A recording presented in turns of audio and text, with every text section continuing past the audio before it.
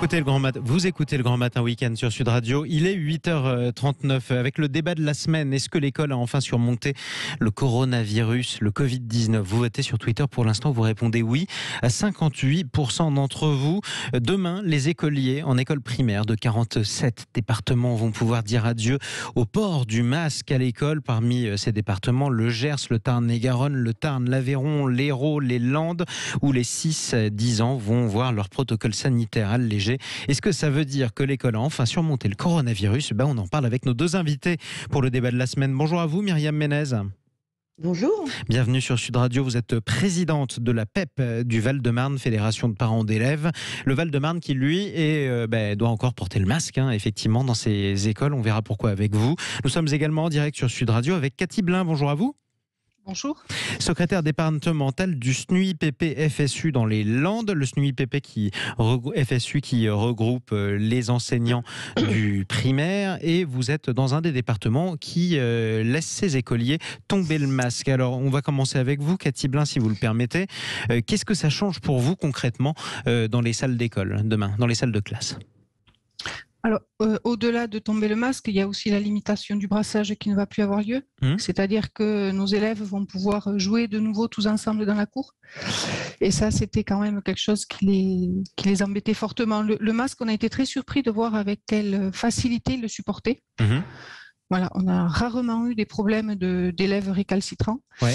Par contre, jouer dans la cour en décalé, pas être avec les copains, ça a commencé à devenir compliqué. Ouais, ils commençaient à en avoir assez. Ne pas voir les copains, surtout sur les classes qui sont à double cours, où les enfants d'une même cohorte étaient pas forcément ensemble. Donc voilà, ça va être un grand soulagement pour nous. Ce sera déjà ça. Ça vous fait envie, Myriam Ménez ?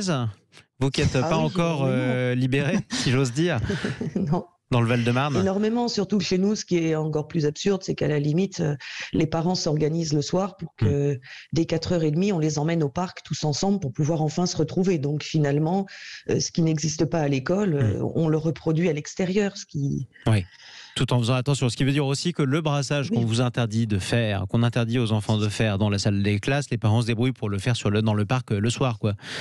Ils se débrouillent. C'est surtout qu'à un moment, il faut que les enfants vivent. Ils ont le droit à une enfance. Et puis, en parallèle, c'est valable aussi le mercredi, où dans les centres de loisirs, ils sont pas avec les mêmes groupes d'enfants.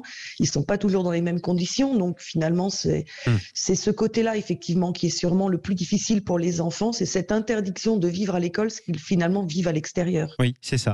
Exactement. Cathy Blin, secrétaire départementale du SNUIPP-FSU dans les Landes. La question qu'on pose, c'est est-ce que l'école a surmonté la crise du Covid ? On ne va pas crier victoire trop tôt. On ne sait jamais si un nouveau variant revient ou alors voilà. Mais en gros, l'optimisme de ceux qui votent sur le Twitter de Sud Radio est de mise, parce que ils sont 59% à dire oui, l'école s'en est bien sortie. Vous confirmez, vous, de l'intérieur ? Alors, je pense qu'il y a dans le premier degré, on a peut-être vécu les choses différemment quand même. C'est-à-dire que on n'a jamais été en demi-jauge. Ça fait un an, une année scolaire que les enfants sont accueillis tout le temps. Ouais. Alors, normalement, j'ai envie de dire, c'est-à-dire qu'ils ont eu classe normalement, sauf quand il y avait des classes fermées, mais ça n'a jamais été au-delà de 8 jours. Et je crois que comme on avait bien appris du premier confinement, il y a des choses qui ont été mises en place à distance qui ont permis à ces enfants de ne pas couper avec l'école. Après, est-ce qu'on a gagné ? On espère qu'il n'y aura pas de retour on est tous en arrière. Je crois qu'on sera tous d'accord là-dessus. On verra bien. On espère qu'il y a une campagne de tests salivaires qui va être mise en place, qui va nous permettre effectivement de ne pas fermer de classe et de ne pas éloigner les enfants un peu plus de l'école. Après, est-ce qu'on a gagné ? Oui, je pense que le plus dur est derrière nous. Maintenant, c'est aussi un peu tôt pour voir, c'est très bien à court terme là, de voir si on a gagné ou pas. On est dans l'instant présent, en tout cas. On essaie de prendre les demi-bonnes nouvelles, puisque c'est pour la moitié du territoire. Pour ce qu'elles sont, Myriam Ménez, parent d'élèves dans le Val-de-Marne, présidente de la PEP du département. Est-ce que la galère des parents, là où il y a des fermetures de classe, elle continue dans votre département ou pas ? Alors, elle continue sans continuer. Si vous voulez, quand il y a une fermeture de classe, oui, c'est une véritable galère. Ça arrive souvent ou pas ? Non, ça arrive pas si souvent que ça. Le souci, souvent, c'est les 2-3 premiers jours où il y a un peu d'affolement. Quand il y a un cas qui se présente, on ne sait pas. Il y a toujours un délai pour savoir est-ce qu'il faut fermer, qui ferme, qui décide, c'est souvent un petit peu ce problème-là. Mais le vrai problème des parents, c'est que quand on ferme une classe aujourd'hui. c'est pareil, quoi. Qui s'absente pour garder l'enfant à l'école? Comment on s'organise? Il n'y a toujours pas de texte clair là-dessus. Il n'y a toujours pas d'autorisation des parents de s'absenter. Et c'est vrai que c'est souvent un grand couac. Et souvent, on se rend compte que la personne qui a déclenché, parce qu'elle était malade, cette fermeture, eh bien, elle reste unique et seule. Et donc, en fait, on a privé pendant une semaine tout le monde. Ça veut dire que ça ne se propage pas tant que ça dans les écoles primaires, en tout cas, quand il y a un cas? Non, pas du tout. C'est pas ce que vous avez constaté, en tout cas. Non, et nous, on rêve vraiment qu'on revienne à la fermeture à 3 cas, pas avant, et on verra qu'on fermera plus grand-chose, enfin, en restant là où on est aujourd'hui.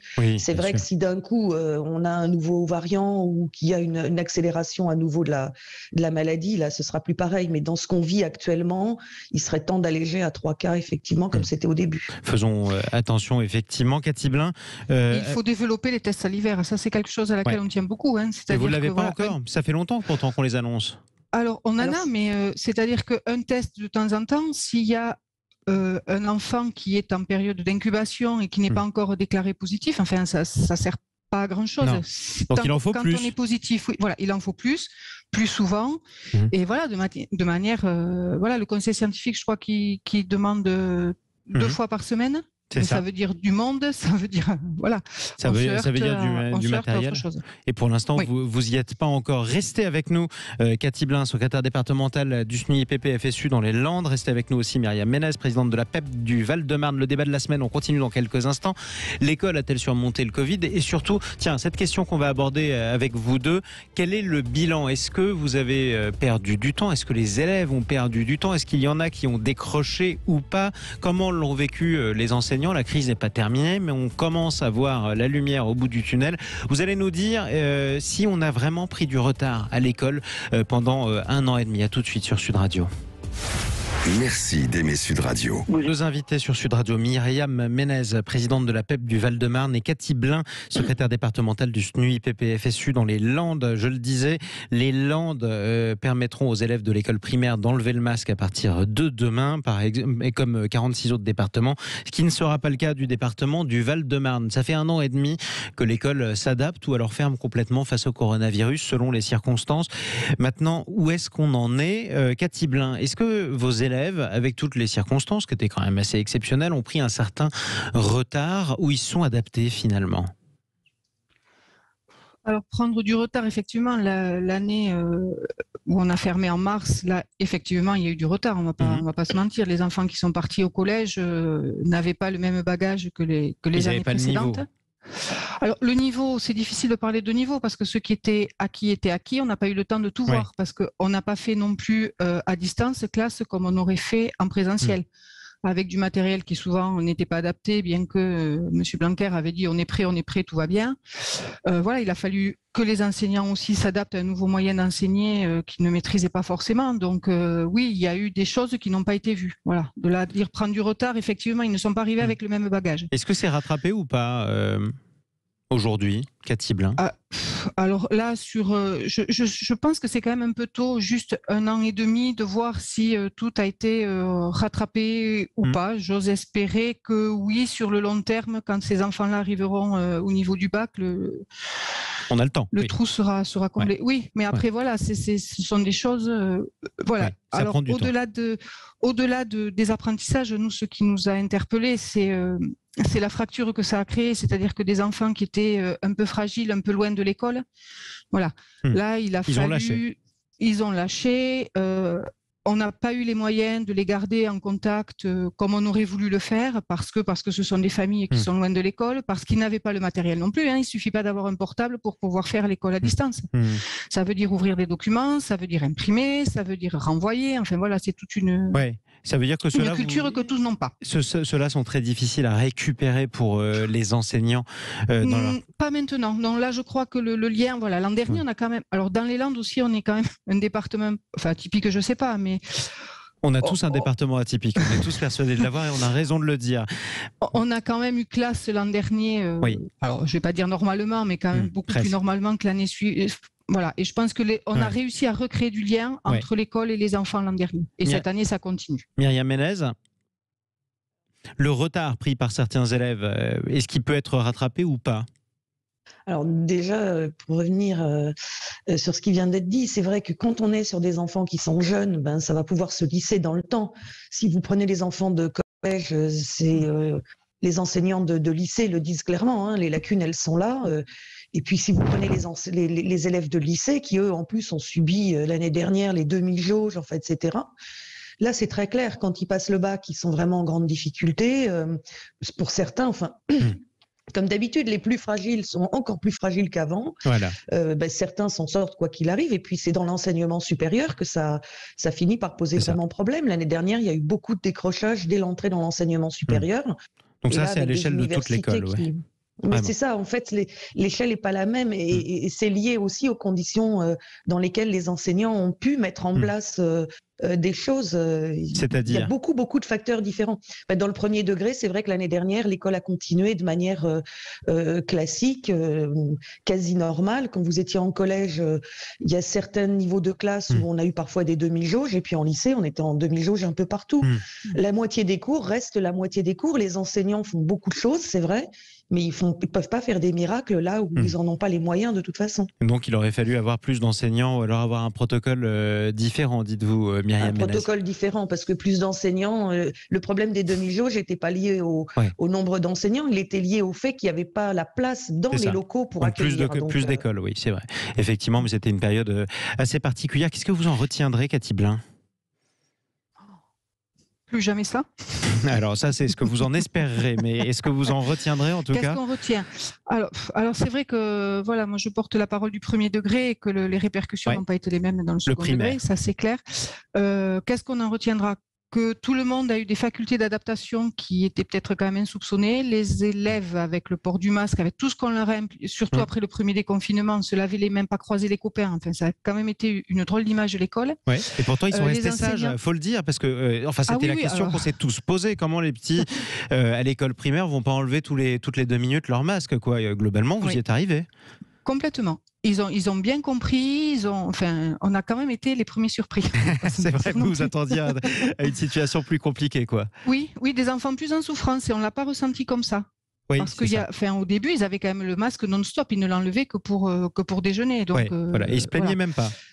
Même pas, et puis les parents ont joué le jeu, il y avait 2 masques ou 3 masques dans la journée, on le changeait, enfin ça a été vraiment quelque chose de... Ça a bien fonctionné. Voilà. Bon, sur ce point-là, ça a bien fonctionné. Pour les profs, les capacités d'adaptation insoupçonnées, vous avez dit, quelles sont les expériences que vous pourrez retenir pour les réutiliser plus tard ? Qu'on a été présent, quand l'institution ne pouvait pas nous fournir le matériel, on a pris le relais avec notre matériel personnel. On a été là, on a maintenu du lien, on a inventé de nouvelles façons d'enseigner, de créer du lien et dans l'urgence. Et ça, c'était pas évident parce qu'on s'est retrouvé quand même du jour au lendemain à faire classe derrière notre ordinateur. C'est ça. Et ça a marché globalement et ça vous servira. C'est ce que vous dites. Oui, ça nous servira parce que on n'est pas à l'abri que ça recommence et puis ça fait partie aussi de notre métier de nous adapter. On a de l'humain en face, on a des conditions qui évoluent, c'est pas du figé. Et le métier d'enseignant, c'est ça aussi, c'est s'adapter au public et aux conditions qu'on a. C'est ça. Et on s'est tous adaptés, il faut dire aussi, dans tout le pays d'ailleurs face à cette pandémie. Elle est toujours pas terminée, on croise les doigts, pas de variant.